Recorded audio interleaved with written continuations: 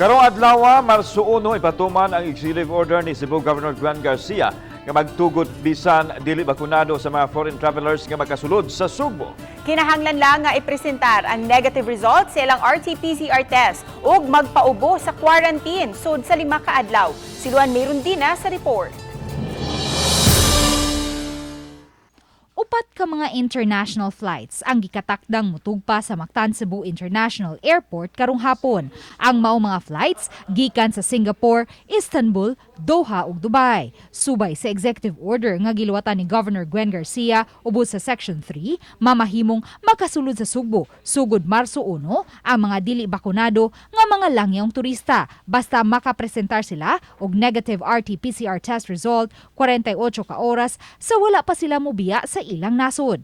Gikinahanglan usab silang ipaubos sa quarantine sulod sa 5 ka adlaw ug ipaubos na usab sa laing swab test sa ikalimang adlaw sa ilang pag-abot. Mato ni Dr. Terence Anthony Bermejo, pango sa Bureau of Quarantine Cebu Station, nga bisan pa man kung wala pa'y resolution nga gipagawas ang IATF sa pagpakighinabi niini sa Cebu Provincial Government pinaagi sa DILG, apan ipatuman gihapon sa Bureau of Quarantine ang executive order sa gobernador.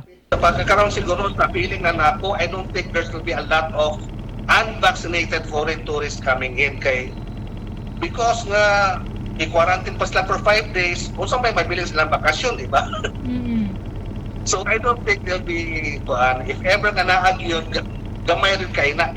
Mato ni Dr. Bermejo, sukad gitugutan ang mga fully vaccinated foreign tourists nga makasulod sa Sugbo, mo average og 500 ngadto sa 600 ka mga foreign tourist arrivals matag adlaw.